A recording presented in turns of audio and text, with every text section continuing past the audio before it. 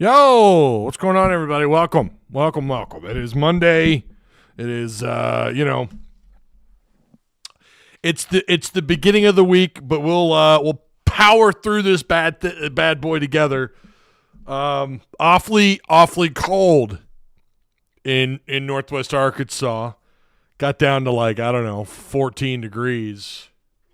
Oh, you give me okay? My daughter's giving me my water. Thank you so much, sweetheart. Yeah. Thank you for that. Love you. Just parched. Get a little parched. It's so dry and cold in here. But I got the mini split full blast, so hopefully it gets we can warm it up a little bit in here. I'm gonna have to get like one of them large space heaters. All right, do me a favor. Make sure you like, share, hit the if you're new here, hit the subscribe button. Yeah, maybe do that. Maybe be cool. Right? That's what cool people do. Sharing is caring. I've even got the beanie on, trying to keep my little ears warm. Shout out to Direct Service Overhead, the Garage Door Company. Same-day services, quality parts, affordable outcomes. Better than the best. Speaking of cold, it'd be a hell of a lot colder in here with my last garage door that I had. I'll tell you that right now. Direct Service Overhead installed my door. They could do the same damn thing for you. Hundreds of 5-star reviews. Give them a call today at 501-244-3667. And you can also check out look for the link down below. Appreciate the share, July. Thank you. Thanks, guys. Appreciate that. Shout out to Arkansas Sports Network as well. Make sure you guys go follow them on Facebook. Of course, they stream the high school football games and basketball. So make sure you go follow them on all their socials as well. Yeah. We're going to record I keep saying record. I don't know why. I don't record anything outside of Patreon videos. I don't know why I keep saying that, but we're going to go live tomorrow, I think is the plan on SEC Unleashed. So make sure you follow that on YouTube also with Tim Neal and Travis Ford. All right. We do have, by the way, thoughts and prayers with Austin. I don't know if you guys are following this poor guy. Austin is going through it right now. He's got something just like a rash. I don't want to give, he's going through it though, bless his heart. Poor guy. So shout out to our newest administrator, Austin BF 7025. He says the king in his Discord name there. But man, guy's going through it right now. He's sharing some pictures in mod chat, and I'm like, damn, son. Oh my goodness. Yeah,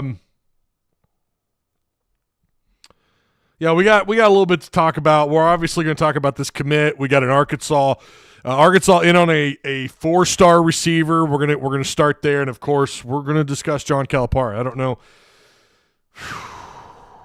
boy, oh boy. Brace yourselves.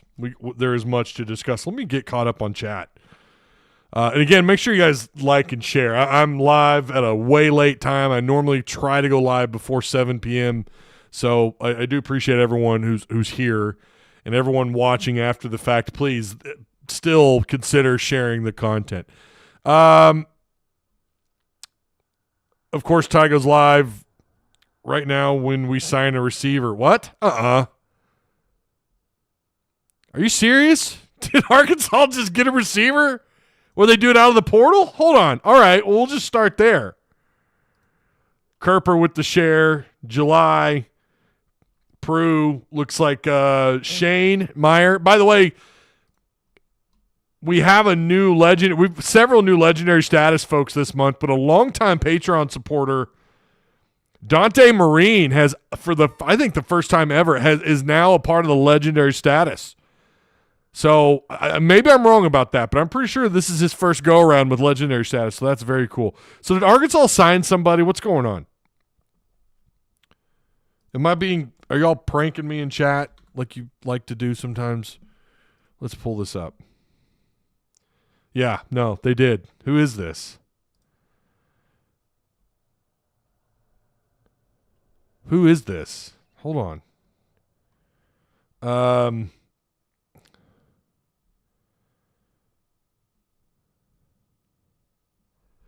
hold on. We're going to get there. I'm going to pull this up.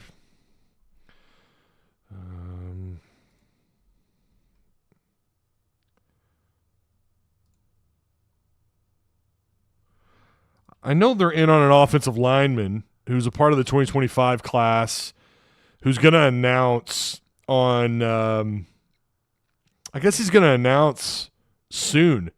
This is that kid with the funny last name, Justin Hasenhudel. I don't know how to pronounce that last name, dude. It's Dutch as hell. Who is this receiver?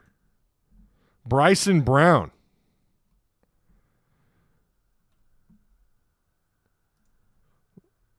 I did not see this one coming. Let's see. Hold on. So is this a 2026 kid?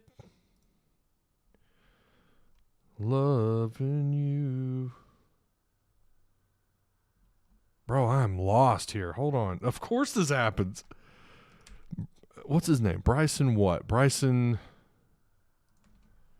You know what? This is why it would pay to have a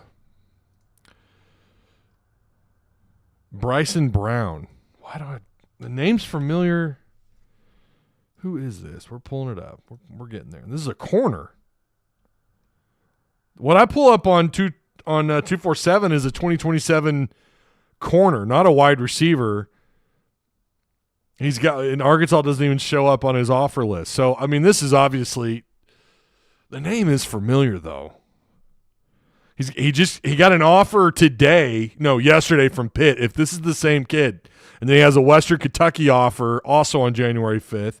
He went on some visits to Penn State and A&M. So am I on the right guy? Is this a corner from 2027? They're tagging me. No, okay, this is Ismail. Okay, the Stanford receiver. I was going to say he couldn't have signed. That kid could have only committed. Okay. Well, then who's this? Why did someone tag me with Bryson Brown?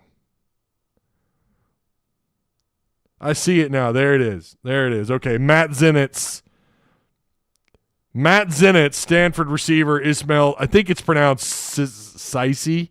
I don't know. Cisse. Yeah, he's on our list, right? He made our portal target list. Yeah. 6'1", 180 pounds. Really good drop grade. Okay. Well, of course, this happens, right? I'm telling you, it's something about when I go live. I don't know what it is, y'all. This is a pretty decent get. Not a lot of experience under his belt. Just played 1 year at Stanford. 26 catches, 241 yards, 2 touchdowns. His longest reception from the line of scrimmage was 25 yards. Yeah, he caught 26 of 35 targets, which is, listen, that's good. Very small sample size. I think the thing that did stand out, 143 yards after catch. That's actually really good, depending on, how those happen. Now, is this a big-time target? Is this a big-time get? No, I'm just going to tell you, I don't – this isn't someone that you're going to do backflips over. Yeah, so I know what happened. I got tagged, and now looks like I can't find it. It looks like they may have deleted the tag or something. But someone tagged me with someone else, a corner, Bryson or whatever his name. I'm like, I know that name somewhere. Okay, we're straightened out now. We're good. All right, Ismail. Yeah, 6'1", 180 pounds. Not again. I know they're after Jalen Lloyd. We've been talking about this for the last several weeks. They're going to take another receiver. I think that's going to be it. I think that's it. I think Ismail's going to be the last wide receiver they take in this class. Guys, I mean, I don't know what to tell you. Like, I like Courtney Crutchfield, Omega Blake. These are going to be your two probably standouts. Now I think they're both expected to be. I could be wrong on this. I think they're both expected to be on campus. Talking about Blake and Courtney Crutchfield in spring camp. Someone in Discord and Patreon, I think, had mentioned that, was it Crutchfield was already on campus? Was that right? That doesn't sound right. Yeah, they would have to report. Like it's like this week, right? They have to report. We know they just got Kavion Broussard, the offensive lineman, who He committed, what was that, back on the 23rd. Jordan Young before that, the corner out of Cincinnati, who I think is actually a pretty quality get. Omega Blake, Courtney Crutchfield. And then we're going to talk about another guy here in a minute, another portal player. It's funny how this works out. Yeah, of course Ty goes live, right? That's how it always goes. Ty, I got a big question about Cal. What is it? What do you got for me? Or just save it for when we talk about Cal later on. Not going to lie, I didn't expect Coach Cal to be in his prime. That said, I did expect him to bring greatness to the Hill. Pains me to see us blown out like that. Conference play is gonna be rough year in and year out. Yeah, we'll talk about Cal here in a second. If he dies, he dies. What movie is that from? If he dies, he dies. What movie is that from? That's funny, July. That's harsh. Much love. Hit the like button. Hey, I see you, big man Ross. What's going on, man? Hope all's well. Appreciate the super chats, fellas. Yeah, Ismail Sissi. And I didn't have chat up either.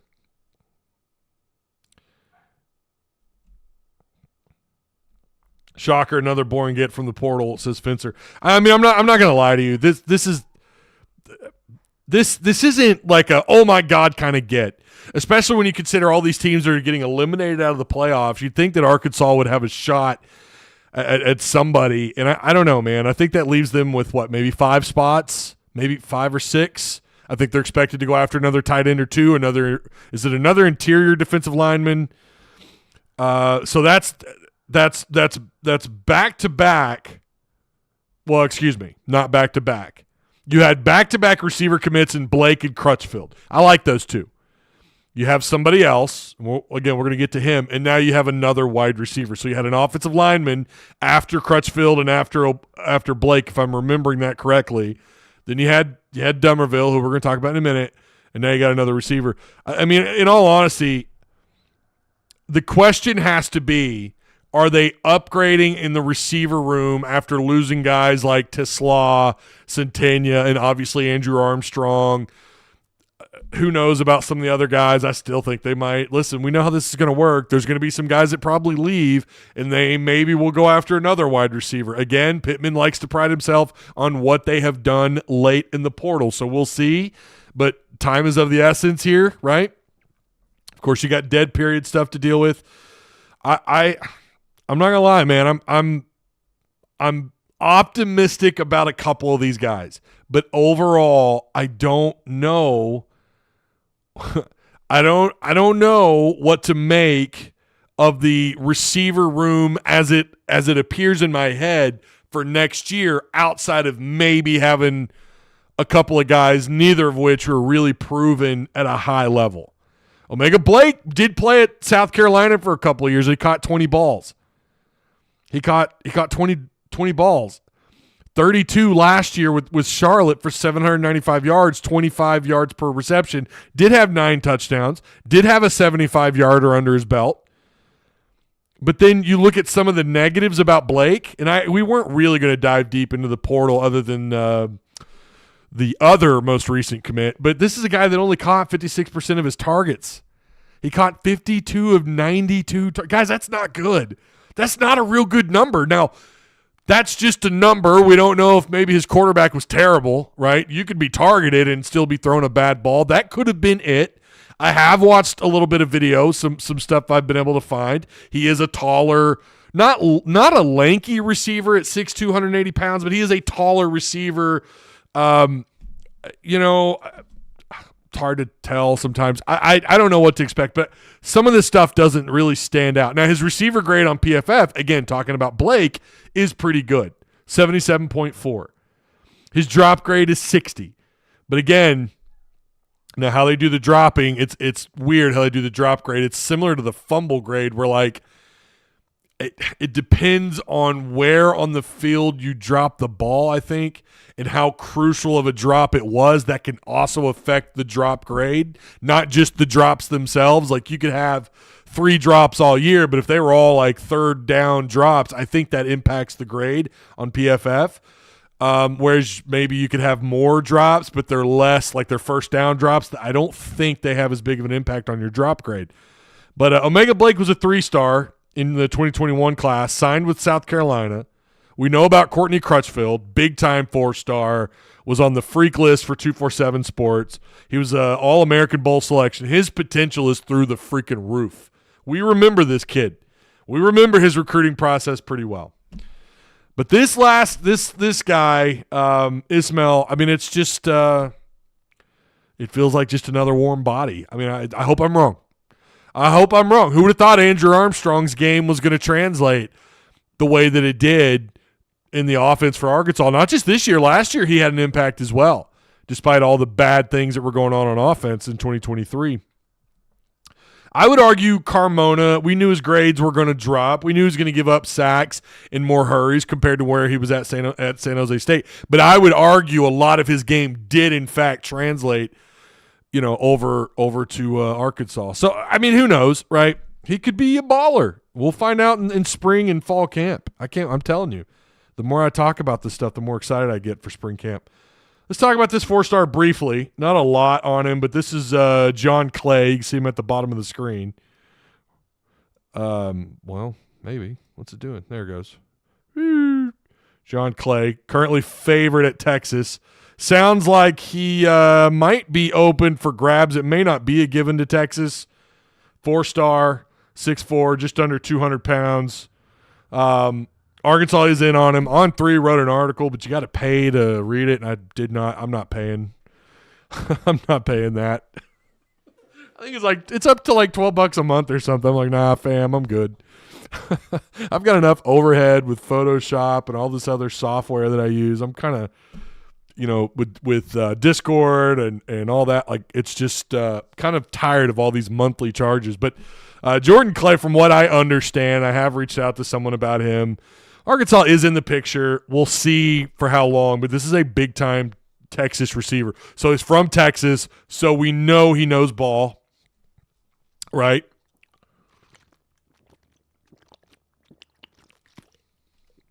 We know he knows ball because he's from Texas.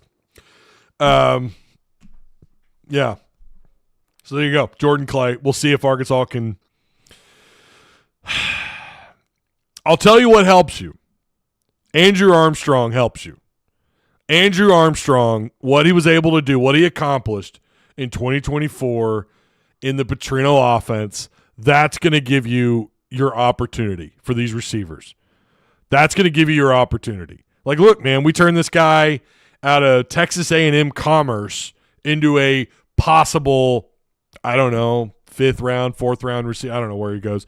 I don't even know where Armstrong's currently projected, to be honest. We need to start keeping track of that. But I think I read somewhere a little while ago before the bowl game he wasn't even a draft prospect. But maybe that'll change. Maybe he'll go to the combine and tear it up. But that's what, when you talk about the metrics, when you talk about the optics, when you talk about what you did in the offense year one with a running quarterback who threw for 3,000 plus yards, and you tallied up a lot of yards. I mean, that's potential. Any receiver, any big-time high school receiver, this guy included, Jordan Clay, they're going to look at that. They're going to take a little gander, right? Only Texas players know ball. That's right. See, I knew someone would pick up on that. Someone from Discord. Transplanted Texas replied to Fencer on the Coach Cal stuff. We're going to get to that in a minute. We will talk about the Cal stuff. We will. Again, make sure you guys like, share, subscribe. Consider joining Patreon. Patreon just went full beast mode in 2024. It did well in 23. It did really well in 23. Then it did really well in 24. 25 is going to be, I think it's going to be lit, man. We got to keep it going. We broke records in 24. We're going to break some more in 25. So come join. Come join. Come be a part of it. I don't get the inside joke. Yeah, so the inside joke being we've got someone I actually don't remember how this started. Someone might have to actually give a refresher in terms of how that started. I think it had something to do with John Haas, but it's about players being from Texas, knowing ball. Someone in Discord is going to have to straighten all that out. Armstrong had bad stats. Says who? Armstrong had the stats minus the touchdowns. Well, yeah, but, that's not all on him. What's going to stand out is obviously just, these guys, these scouts are going to watch as much film as they can. Armstrong, I think, did enough to be a part of the conversation when we talk about the draft. Which transfer are you most excited for, Todd? That's actually a really good question. Of the current commits, I would argue there's a couple that really stand out. Obviously, Crutchfield's being one. My only hang-up with Crutchfield,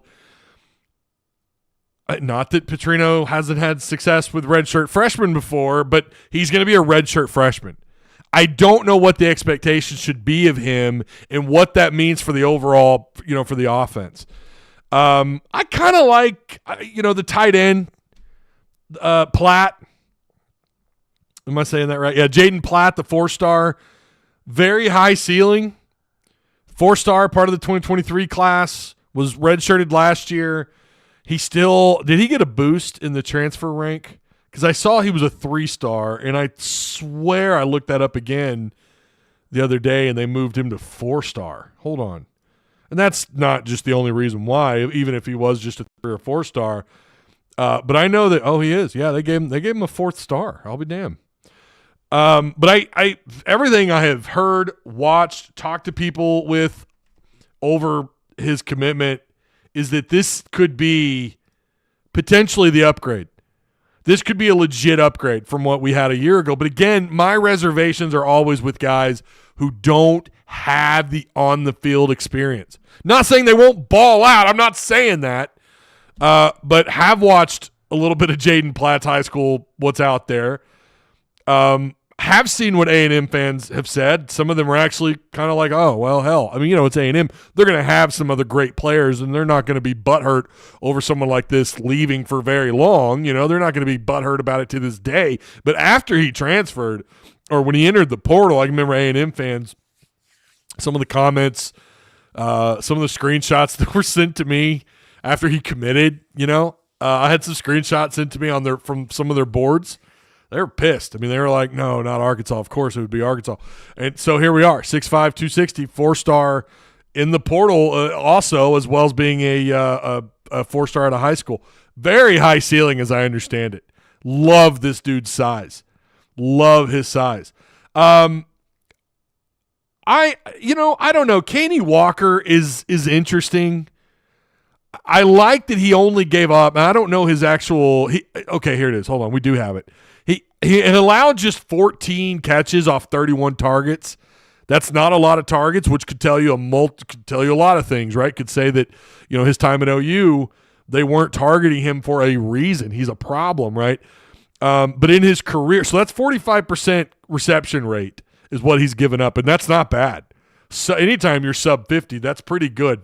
Even if it is just, the low amount of 31 targets, actually, I don't know, compared to other corners I've looked at. I don't know if that's where that would be on the scale in terms of like volume, but just giving up the 45%, though, is really nice. In his career, he's given up just 50% of overall receptions. He's someone that's going to help out. Obviously, Jac'Qawn McCroy, going to be questions about what's going on at tackle. And Jac'Qawn McCroy is a legit, this was a dude, we were, again, another guy talking about Crutchfield, his recent recruiting. Not that long ago, he committed out of Arkansas, out of the state, to go to Mizzou. But McCroy, Arkansas was all over. They were all over him. We thought we had a legitimate shot. He may not be an Arkansan, but 6'8", 370. I'm gonna bet they're gonna have him slim down a little bit. He's gonna be a redshirt freshman. Another one, right? Not really proven. I don't know how I feel about that. I don't know how I feel about some of these younger guys that are stars. You don't know, and this has got to be something on their minds as well. You don't know what the odds are that Sam's going to be here for another year. Then again, what year are we going into?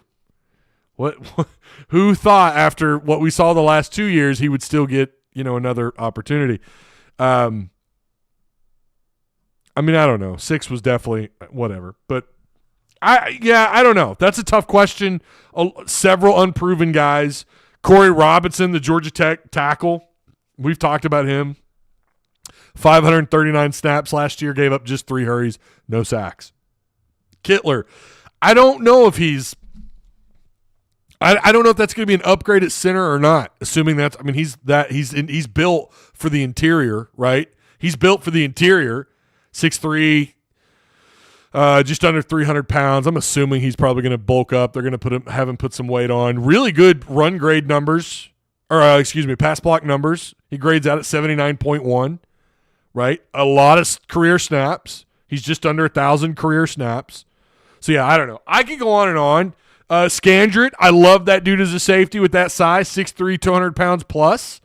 But it's just overall a very, you're top 12, maybe top 10. When the dust settles, you might be top 10 in the transfer class. But I think it's probably going to be based mostly on maybe 3 or 4 players. It's going to be a very top-heavy transfer class and volume.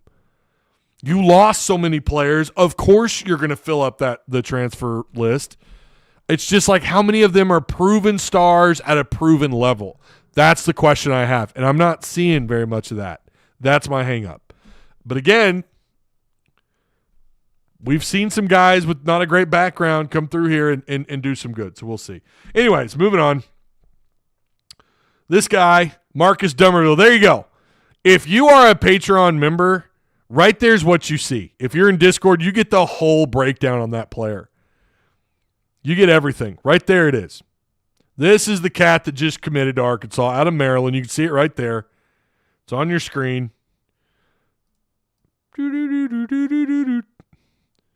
Marcus Dummerville out of Maryland, 6'5", 310. Not great grades. Not going to lie to you. I mean, what would I grade this guy as in terms of what we know about him?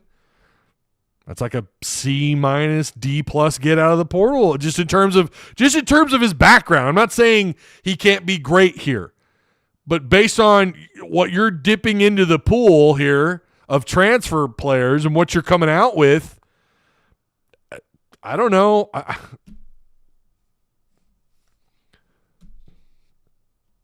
Listen, 1 sack, 8 hurries given up in 24. That's not bad based on 279 snaps. 262 at left tackle. I think he had very few snaps at right tackle, and I want to say even at right guard he had a few. But he's got 5 years of college ball, and the guy, I have him as unranked. That also might be behind a little bit.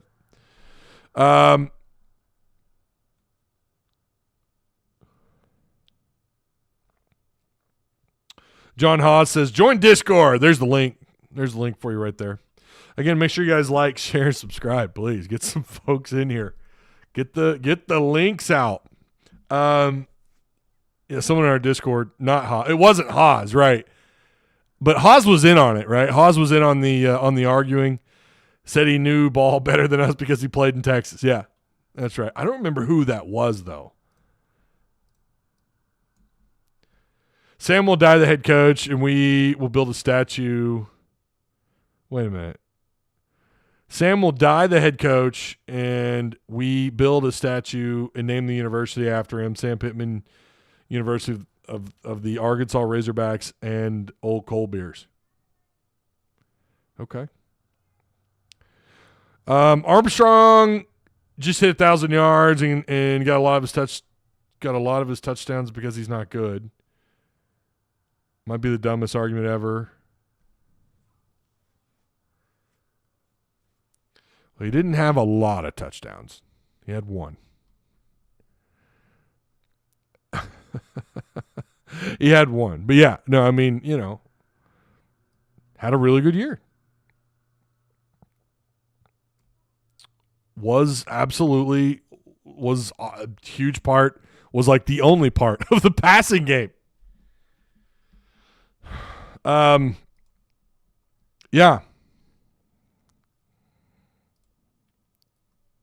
So, there you have it. Dummerville is a Razorback out of the portal. And obviously they got maybe it's pronounced Kaisi. I don't really know. I'm not entirely sure how it's pronounced. Need to paste that over to our commitment list here. There we go. Boom. All right, he's on the commit page now. Yeah, I mean, so get. I love the drop grade. Based on if I remember right, he only had like a couple of drops all year. But when you consider the low volume of targets, it's not really surprising, right? 74% of 35 targets, catching that is pretty good. But you wish he had more numbers to back it up. I don't know what his offer list looked like. Let's get over to basketball. I don't know. It is so difficult to basketball is a very weird transition on this channel. It just is. Unless Arkansas is just crushing it, it's very like the water is usually cold for fans. At least people that watch this channel. I always hesitate unless it's a star player or a commitment or a high school target or something. I always I don't like putting basketball at the forefront on the page or on the thumbnail or in the title. Basketball is just a weird thing here, and we're kind of coming out of football. We're coming out of the portal is about done, right, in terms of filling out the rest of the roster. It's a very weird transition, especially when you're coming out of an ass kicking like what happened with Tennessee. However, it wasn't exclusive to Arkansas. Arkansas did get smoked at Tennessee, 76-52. Auburn beat Mizzou pretty well, and I don't remember the spread. I thought I remember saying I might have taken it if it were me because Mizzou had been pretty spicy. They'd been kind of a handful up until that point, but they got smoked. Auburn beat them 84-68. Alabama, oh my God. Alabama beat Oklahoma 107-79. Kentucky's like the only close win out of the teams that won. But everybody won except LSU. A&M beat Texas by 20. I'm fine with picking Texas A&M in that. Sure, maybe by 10, 12 points. 20 points, 80-60. Mississippi State curb stomped the South Carolina Gamecocks 85-50. Ole Miss over Georgia 63-51. That was a little bit closer. And then Vandy goes on the road and they beat LSU by 8. LSU, who's 11-3. Vandy's 13-1. We're starting to get an idea, and this is what's going to happen as we traverse through the SEC schedule. We're going to find out who the pretenders really are. LSU was riding a 2-game, or they had just a couple of losses, and their fans were kind of, some of them, not a lot, some of them were puffing their chest out like, we might be a problem in the SEC. Yeah, right. Losing at home. But Vanderbilt might just be for real. Maybe Vandy should be in the top 5, top 4.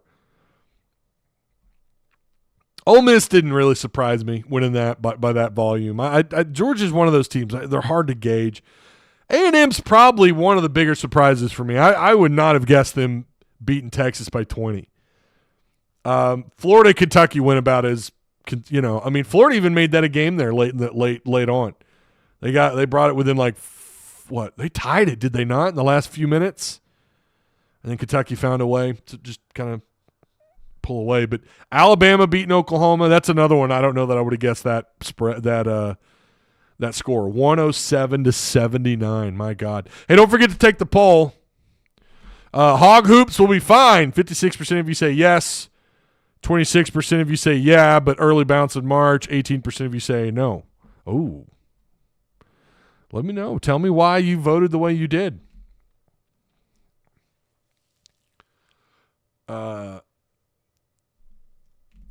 we will settle in and be a top 6 to 8 team in the SEC, but I'm starting to think Sweet 16 may be the ceiling with this team. Damn, Swaggy's like, no, we're still good, but we're like still Sweet 16 good.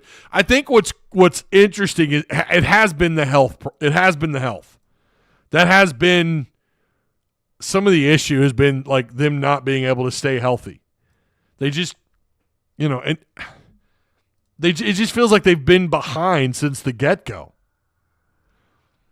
They've been behind because of health and not being able to scrimmage, not being able to have these like full practices. It just feels like they're behind. Okay, we got his offer list there. Always, I don't know. Transfer, we'll see. We'll see about. Oh, I think it's Sicey is that receiver's last name.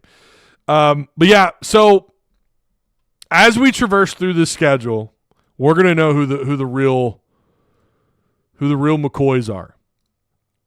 Is it Arkansas? Do they find a way? Do they get it figured out? Sweet 16 is the best this team can do, says Andrew. Swaggy says this will probably be Cal's worst team here. Well, I hope so. And if you could still finish top 6, that's still saying a lot. Hell, top 8, all things considered. But staying healthy has just been their it's been very difficult for these guys to overcome the health problem. But Tennessee, listen, Nelly Davis, there's nothing new out of Nelly. I think he just kind of is who he is. And you just got bodied. Tennessee bodied Arkansas. And it wasn't fun to watch. It wasn't fun to be a part of. We did the stream companion, and we ended it early. I mean, it just was sickening to show up like that and to play like that. But again, other SEC teams went through it as well, and I'm sure their fans thought they would do better. Missouri losing 84-68 at Auburn. That's, wow. Alabama just donkey punching Oklahoma. Kentucky, Florida was really the best game, I guess. Of course, we didn't get to watch like any of them, or I didn't anyways. Kind of wish I'd got to catch the Vanderbilt LSU game. So moving forward, what do we have tomorrow night? We have Tennessee at Florida, Kentucky at Georgia, Auburn at Texas, Mississippi State at Vanderbilt, and then LSU at Missouri. Tennessee, Florida is interesting. Tennessee at Florida is a very interesting matchup.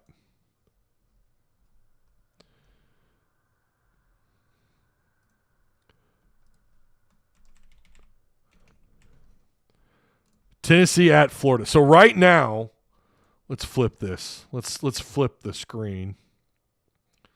Let's take a look at this in case anyone wants to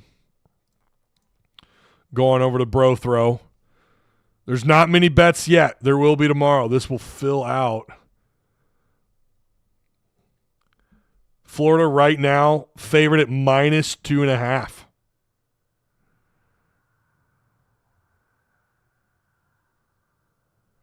So there you have it right now. We have the over-under set at 150. So tomorrow, and this is tomorrow, the day of, you're going to see this is going to fill out. And you're going to see some changes. I think the over-under might change. But not very many bets down. But tomorrow this is going to change. This is a big one. Tennessee at Florida, man. This is the game to watch right here for a Tuesday game. Isn't it weird how SEC basketball it has that same polish as like getting ready to watch a football game? Like there's the pride in SEC basketball like we have never had before. I just wish Arkansas could have played better against Tennessee. Wish they didn't have a couple of losses going into conference game, but that's just me being me. What else we got going on? We got Mississippi State at Vanderbilt. Let's take a look at that. What's that looking like? Nothing yet. That will, again, tomorrow. Look how close that one is. -1. Oh, my God. 154 is the over-under. So this will, again, tomorrow. This is brought to you by BroThrow. They are a sponsor of Tusk Talk with Ty. There you have it. So tomorrow this will fill out. You'll see a lot more bets tomorrow. You'll see this thing open up. Or they may not. I don't know. Some people might not want to touch some of these. We are halfway through the first year with Cal and team. Let's keep it in perspective. Yeah, we got a lot of basketball left to play. Sure. And a lot of teams are going to walk into A lot of teams are going to walk into Tennessee and get bullied around. Let's, okay.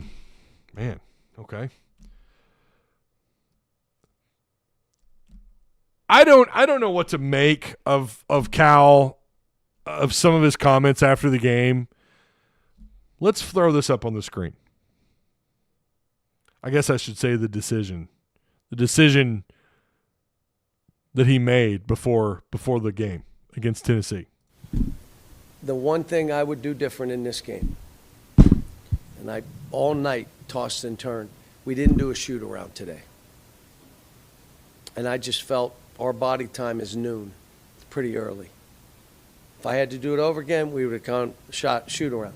Because we had 3 or 4 guys like kind of no-show. So basically they slept, had breakfast, and never really, you play this team, you better be coming in ready to fight. And I don't mean fist fight. I mean battle. You better be first to the ball. You better be blocking out. You better run and get some free baskets, or it's going to be a hard game for you. And we didn't. So.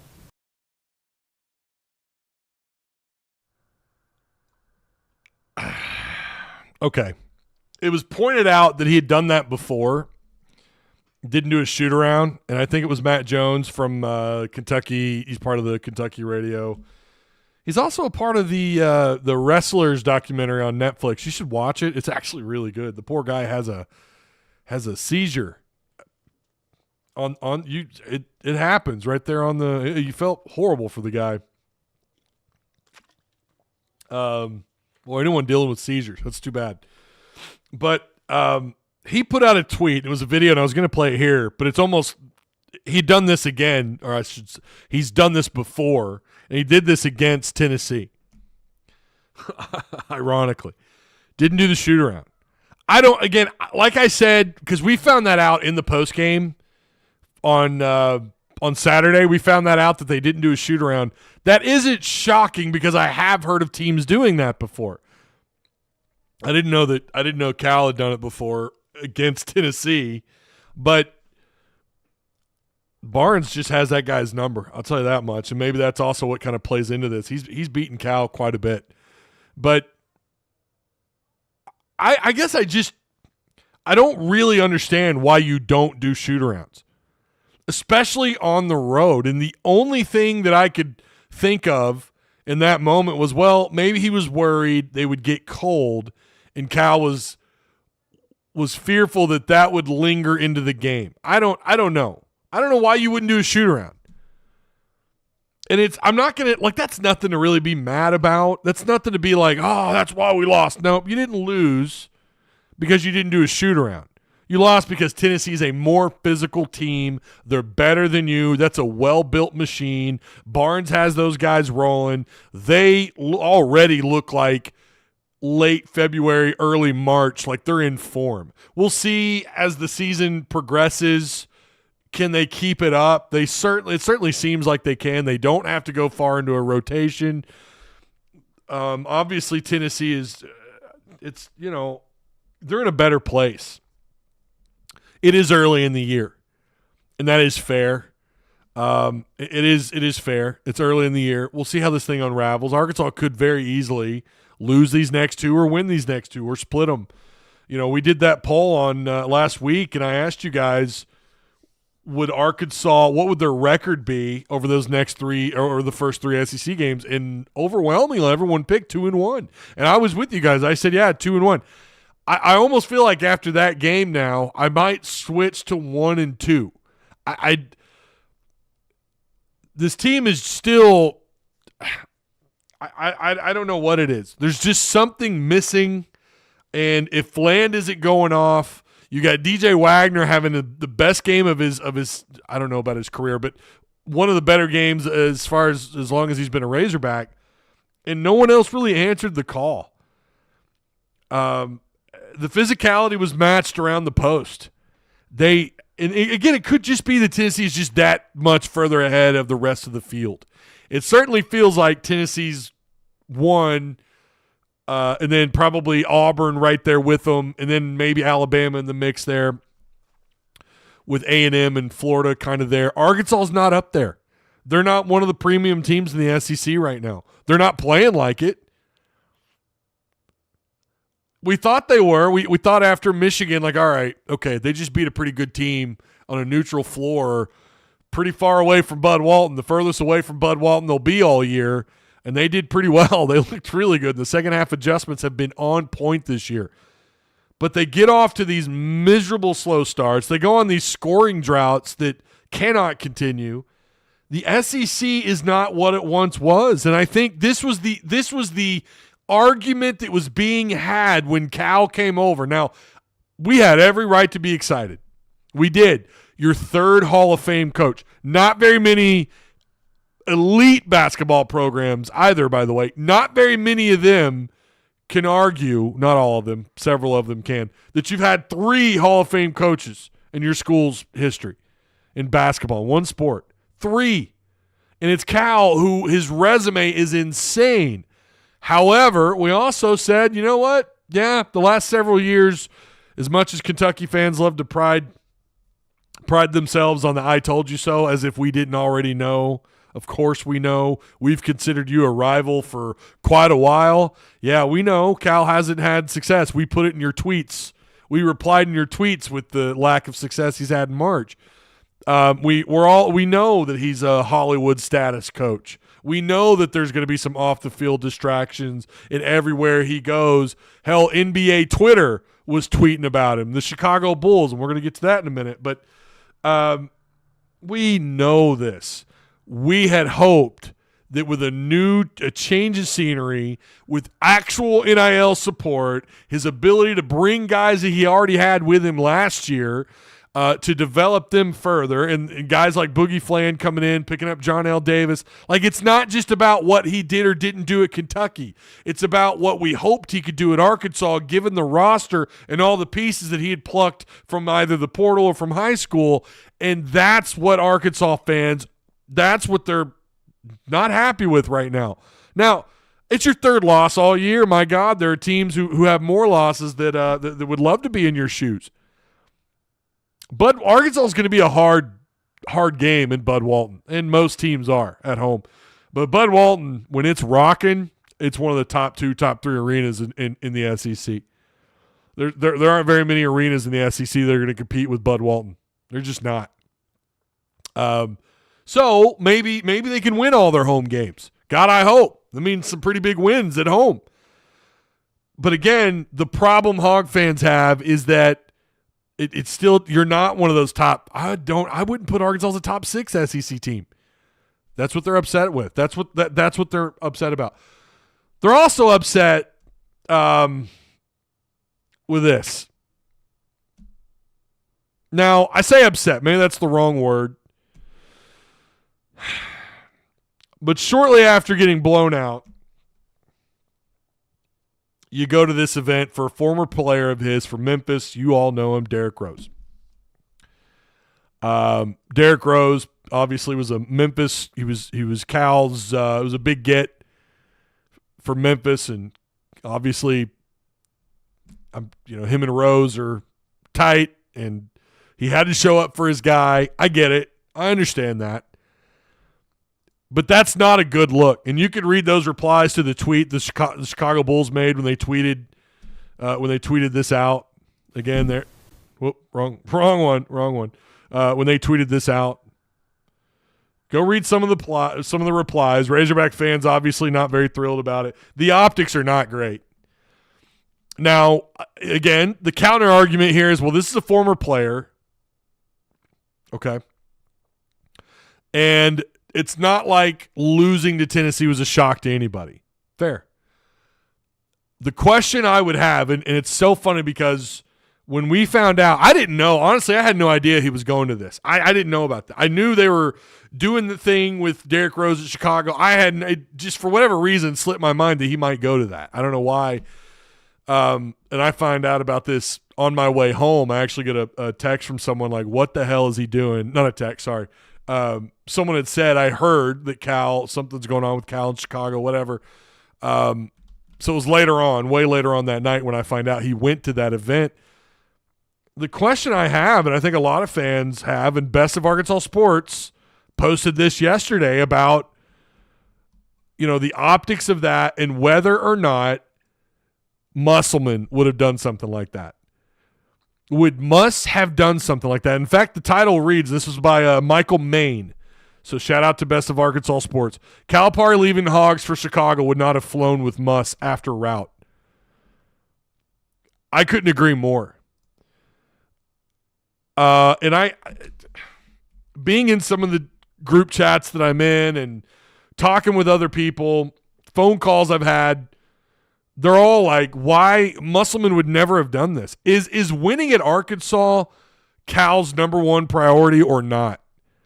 And my thing was, hold on, this is a former player. This is a guy at Memphis with Cal. Big deal, right? This is a big deal for him. It's a big deal for that player, and I'm sure it meant a lot for Rose for Cal to be there. But again, and I'm so happy Best of Arkansas Sports wrote that article, must have done something like this, even if it was a former player. Even if it was a former player whose jersey was getting lifted into the rafters. And listen, I would say no, but it just piles on to the whole optics question.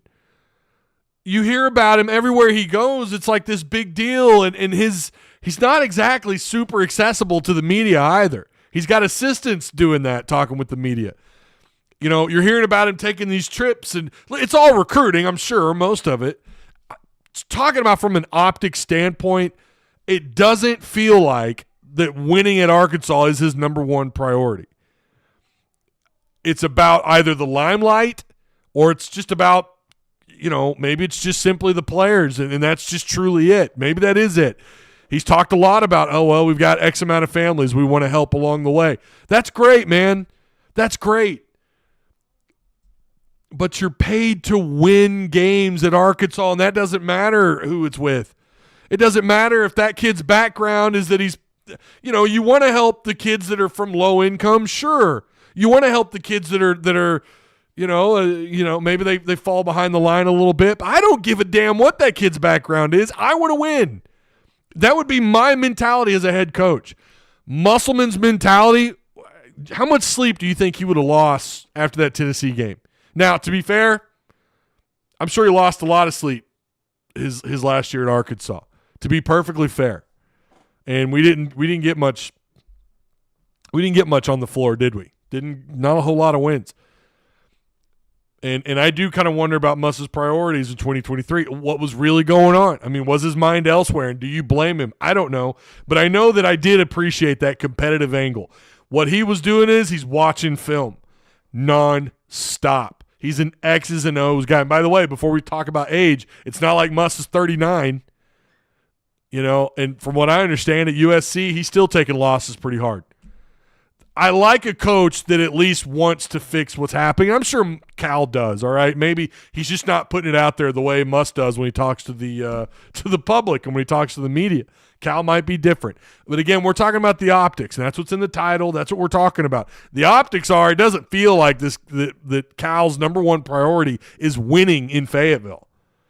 I hope I'm wrong that when I think that, because I do also think that a little bit, like maybe he's not. Maybe he's worried about some other stuff, about helping these families. That's great, man. I'm glad that you're doing that. That's awesome that they can benefit off of NIL. I've been a huge fan of this since that started. It's awesome opportunities for some of these players. And then you got other players that are taking full advantage of it, and it's getting a little wild. But for those that are being helped by NIL, and I know what they're talking about when he says it, he's not just talking about NIL. He's talking about getting these guys to the NBA. I get that, right? You can make top dollar, and he has certainly done that for kids, obviously, more than any active coach. That should be the poll question. Is winning at Arkansas Cal's number one priority? I would say it's at least something to ponder. It's at least something to think about, like what is going on. Now, you know what? At the end of the day, maybe it's not his number one priority, and all he wants to do is just rack up big-time players. He wants to get these big-time prospects, and he goes out and wins anyways. At the end of the day, it's like, I don't care what he's thinking and what his feelings are, what he's thinking about as far as who he wants to win, where his priorities are at. I don't give a damn as long as he's winning games, right? Fair enough. But at the end of the day, it kind of feels like one goes along with the other. And when winning at the school that you represent or the program or the institution, whatever, when seems like one thing follows the other. So I don't know. Again, you're 11-3. I wouldn't panic. I think they're probably either going to split these next two or win maybe both of them. I don't think don't abandon ship. I'm certainly not saying that. But again, we're discussing the optics, and then eventually, if this year you miss the tournament, those optics are going to get even bigger, and that's going to be a lot of pressure going into the offseason. Kentucky fans were right all along. Arkansas got a dud. They got a leftover Cal who's used up, and all of his best days are behind him. That's going to be the talk. I'm not saying that's the reality. Again, I'm also not implying that it is the reality that his what he wants or his priorities. I'm not saying that they are the opposite of what we want. I'm not saying that, but I am saying that it looks that way, and we also have to understand Muss was hyper competitive. It's not fair to compare anyone to Musselman. Muss was hyper competitive, and that guy he carried that with him everywhere he went. But a part of you liked that. Don't act like it didn't. Don't lie to yourself. Don't lie to me. Don't lie to your family. Don't lie when you're at the kitchen, at the dinner table. You liked it with a coach with that on his little chip on his shoulder, and he wanted to right the ship. And again, Cal probably does. I'm sure Cal probably did lose a little bit of sleep. But when you're taking when you're I don't know. Again, former player, Derrick Rose. I get it. Not saying he shouldn't have gone. It just didn't look good after a blowout. And I don't know. I thought about it on the way home and then find out that he went to I thought about the loss, rather, and then later finding out that he went to Chicago later that night, finding out that he went. I saw the tweet. Just, I don't know. You win by building rapport with players. That helps with recruiting. Yeah. But again, it just doesn't look good, Megan. Like, it just doesn't. After getting routed by Tennessee, to then travel to head to Chicago, like, I don't know. And I'm sure it was. We know it was planned out. I'm sure. Of course, the U of A knew. I'm sure his players knew. But the focus for someone like Musselman, I would even dare say what you want about Pelfrey. Say what you want about Pell. Not a good coach, right? Despite the fact that he had that early success year one getting Arkansas to March. You know that Coach Pell was at least thinking about the loss and carried it with him and wanted to right the ship. It doesn't appear that that's what's going on with Cal. Could be wrong. I hope I am. You win by winning. Well, Fencer, that definitely a troll for sure. I loved he was competitive, but Cal shouldn't bitch about fan support if he can't show the games mean more. Yeah. Yeah. We're 11-3. This is Cal's first year. Who knows how this year is going to go. Here's my only issue with that argument. This is my only issue with this argument. I don't know how relevant that is anymore. That it's your first year at a new program. I don't know how relevant that is anymore. When you're Calipari and you win everywhere you've gone before, and now you're in an era you should be really winning at, and you're not, you look at this roster, how many other teams are made up of a brand new roster? I'm not saying that it's completely invalid. I just don't know that holds up like it used to. When you had to build a roster from the inside out, and it took you, again, you go back to the Mike Anderson years, when he said it's going to take a few years to get there, right? It's going to take us 2 or 3 years. We got to build the roster out. That's, especially when you got John Tyson, when you got chicken money, you got a huge NIL budget for your roster, and your makeup of your roster. You have this huge, in terms for basketball anyways, everyone has to deal with this now. Everyone has to deal with roster turnover. Okay, he's not a new coach, obviously. He's not new to, hell, even Bud Walton Arena for that matter, just as being as the guy, in red, not blue. He's not unfamiliar with the SEC. He's not unfamiliar with coaching against big-time schools, right? I don't know that it means as much as it used to when you say, oh, it's his first year. To me, that just seems like a cop-out. It just seems like a cop-out argument. Well, it's his first year. Yeah, okay, big deal. Cool. It's so many rosters now. It's more about the roster experience. It's more about the guys that are coming back for another year. The older guys, it seems like the older roster you have, the better. The more experience you have, the better. I don't know. I just don't. Again, I'm not saying it's completely meaningless. I just don't think it holds up the way that it used to. That argument back, pre-NIL era. Every year is a first year when these are one and done guys, and that's something he had to deal with at Kentucky, right? I mean, I don't know. Doesn't hold up. The argument doesn't hold up like it once did.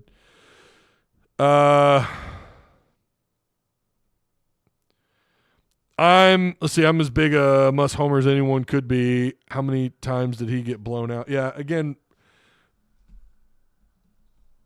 that's an argument that it's not black and white. It's not as simple as that. You look at the roster. You look at the talent. You look at the money spent on the roster, my friend. That's the argument here. Like I said earlier, I'm not telling anybody to panic because I don't think you should. I don't think anyone should panic. I don't think it's over. I damn sure don't think we got to get through January. We'll see where we're at in February. We're talking about the optics. That was the whole point of this. But also, when you want to compare like Muss's blowouts versus Cal's blowout against Tennessee, and by the way, he doesn't have good success against Barnes. You have to look at the makeup of this roster, the most expensive roster Arkansas has ever built, with a Hall of Fame coach. That's the look. See what I mean? It's not just black and white. Yeah, Muss got blown out, sure. But I think fans appreciated that he took that with him. And we knew it. He showed it everywhere he went, and we knew he did. And just listening to what has been said about him for people near the program, inside and out, he took it with him everywhere he went. He wanted to win and win now. He wanted to win, and he wasn't about dominating. It was about just executing on the floor. Remember how he would talk about counting passes? I mean, just absurd. His attention to detail, all this stuff mattered. And you knew it mattered, and you knew it bothered him. And again, maybe Cal's just better at hiding it. That could absolutely be the case. That might be why he doesn't talk to the media as much. And again, I'm not saying he doesn't care. I'm not saying that. It's what? It's the optics to fans and how this could get out of hand if they do miss the postseason. It could get a little wild.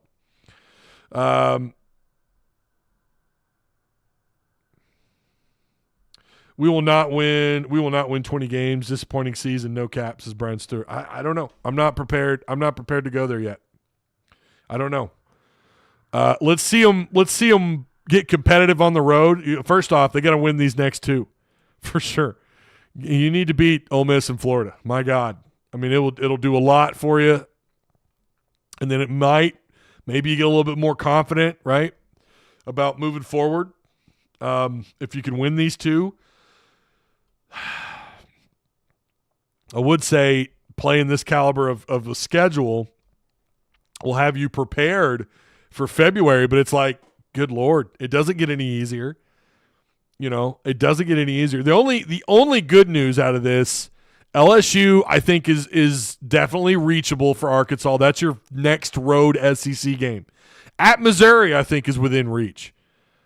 We'll see. That one's on Saturday, January 18th, 5 p.m. Then you got Georgia at home. You got Oklahoma at home. Then, of course, you're off to Lexington, right? And then you're on the road to Texas. February is brutal. I mean, you start February off at Texas, Texas. Oh, my God. I just combined. More sleep does the body good. At Kentucky, We can just say that. You've got the Texas schedule in early February at Kentucky, at Texas, and then you're home against Bama. Like, those are your first 3 games in February. So what you do now absolutely matters. You need to position yourself to be in a good spot when February rolls around. Got to be competitive on the road. Boy, I mean, LSU may not be Tennessee or even Missouri for that matter, but it'd be nice. Imagine beating Ole Miss, Florida, and then going on the road and beating LSU. Right? Then we're talking about who gives a shit about the optics. You're winning games. They can always get worse. February is just brutal. My God. You got to play A&M on the road. You've got at Auburn. This might be the toughest February lineup I have ever seen. Of course, you get the closeout against Texas at home on the 26th, and that's how you end it. You end it at Auburn, Missouri at home, Texas at home. At least the last 2 games are within reach. And then you close out at South Carolina, at Vanderbilt, and Mississippi State at home. Oh, man. It's brutal. What's a DKB, John? Damn, tie a lot of DKBs here tonight. What is that?